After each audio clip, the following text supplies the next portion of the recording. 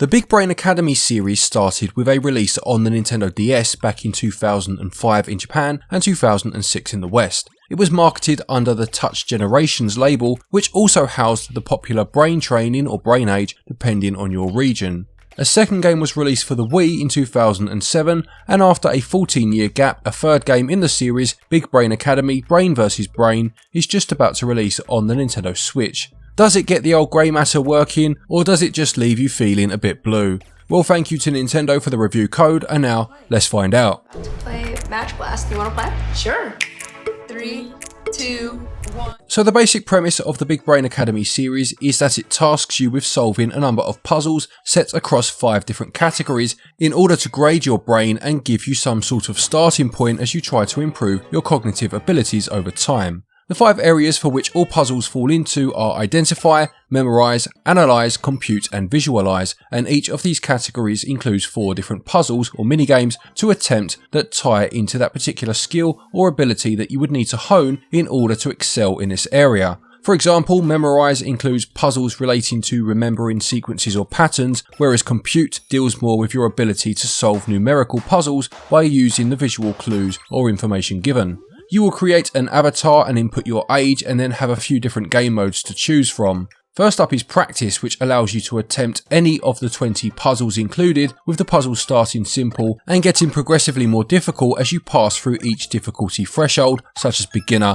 intermediate and expert, until your time eventually runs out and you record your score. You are ranked by way of gold and silver classed badges, and you will also obtain coins for playing or performing particularly well, and for every 10 coins you gain, you will unlock a new item of clothing or accessory for your avatar. As an extra incentive to get all of the gold medals, the game teases you with a hidden unlockable for doing just this, and I won't spoil what it is, but it does add some longevity to proceedings.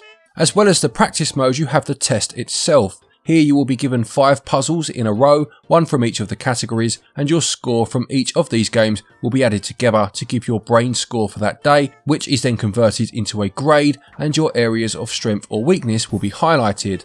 I found it a shame that there was no real diary of progress. If you think back to something like Wii Fit, for example, a similar type of Nintendo game in many ways, well, that tracked your progress, calories burnt, time played, etc., and gave you a stamp for playing each day. It would have been nice to have had something similar here, with your grades tracked between days and graphs of your progress available.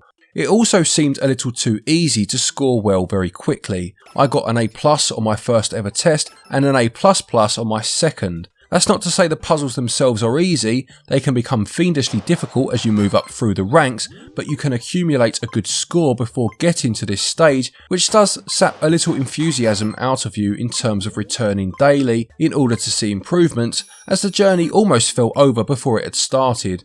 Obviously this will differ from person to person, but some sort of initial evaluation so that the scores needed to reach each rank were rebalanced would have added legs to the game's lifespan in my opinion. The final solo mode is Ghost Clash, which is an online mode where you can pit your wits against the ghost data of another player from around the world. You'll need a Nintendo Switch Online subscription to use this, and it is unfortunate that you cannot play against the person themselves rather than just a ghost version. Outside of these solo modes, there is also the multiplayer mode, which can be played with up to 4 players locally. What I did like about the multiplayer mode is that it allows each player to pick the difficulty level independently, and what was also nice was that there is a difficulty level called Sprout Class, which is there with children in mind, making it a game that can legitimately be played with all of the family without anyone having to go easy or anyone feeling they have absolutely no chance of winning. In fact, most of the multiplayer footage you are seeing was from me playing against my daughter, and it was a lot of fun. There was the educational element of discussing the rules of each game, but the option to scale difficulty for each player meant that she won a good few games, which helped keep it competitive and interesting. One of the downsides of the scaling difficulty is that for some of the games, such as the one called Cupboard Cages, the increase in difficulty seems to have come from the sequence of the cages being shifted taking longer, which means the player with the easier difficulty has a huge advantage of just being able to answer quicker due to their sequence ending earlier. You can speed up the sequence here, but to have them end at different times is a flaw in design and represents artificial difficulty, which kind of defeats the purpose. Thankfully though, this was a rare occurrence on the grand scheme of things. In terms of controls, you can play with a traditional button-based approach, and single Joy-Con play is supported, or you can play with touch controls when using handheld mode. Button controls are fine for the most part, although they do slow you down a bit as opposed to being able to instantly tap an answer, and there were a couple of games where the controls were not great. The worst offender was Tick Tock Turn, where you have to move the hands of a clock to set the correct time, but movement is a bit awkward, which again ends up affecting your score. Touch controls on the other hand feel very natural, and this was most certainly the best way to play. When playing in multiplayer, you can also use the touch controls, provided you have no more than 2 players, and the screen will split, allowing you to lay the Switch flat and each take an end to play at. Gameplay has that competitive element, whether it's against another person or in an effort to self-improve, and the puzzles are all fun, but a few more wouldn't have gone amiss, and a way of tracking progress is sorely missing. Gameplay scores 15 out of 20. Controls work very well when using the touchscreen and are fine to be fair most of the time when using buttons, but there were a couple of games which were a bit awkward. On the whole though, they get 17 out of 20. In terms of the visuals, Big Brain Academy Brain vs Brain actually has quite an autumnal feel to it, with a colour palette that consists of salmon pinks, mustard yellows and sage greens. Images are clear, which makes playing the games and puzzles very straightforward, and the number of unlockables which allow you to customise your avatar is a nice touch. In terms of the audio, well, it follows a similar path with cheery sound effects used to signify correct answers or levelling up, and the music itself is pleasant. It has an abundance of charm and a sprinkling of the quirkiness that Nintendo's smaller releases are known for, with it reminding me of another recent release in Game Builder Garage in terms of the simple yet clean aesthetic and whimsical characters, although I don't think it does quite as good a job as that particular release does. Visuals lend the game the charm necessary to ensure the experience is not as dry as it could otherwise have been, and they score 15 out of 20. Audio serves a very similar purpose and does it well to be fair, but it never truly excels and it gets 14 out of 20. Big Brain Academy Brain vs Brain costs £24.99 and regional equivalents are on your screen now. This is obviously less than the standard Nintendo pricing, which is to be expected with a smaller project such as this, and as a party game played locally with friends or family, it's a relatively cheap option that can provide a good amount of fun in a slightly unconventional way.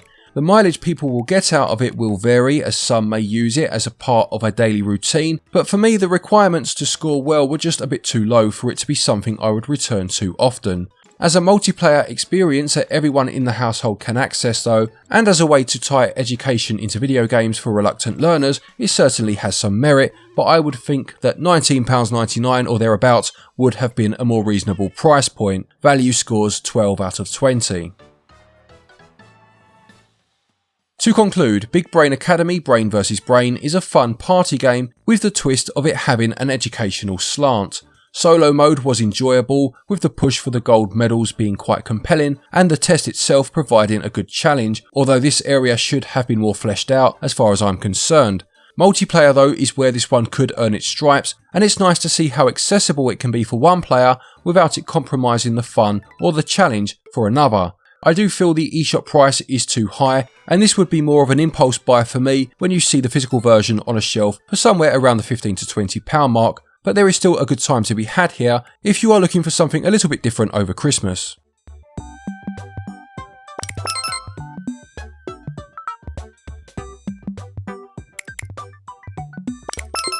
Big Brain Academy Brain vs Brain gets a switch up score of 73%.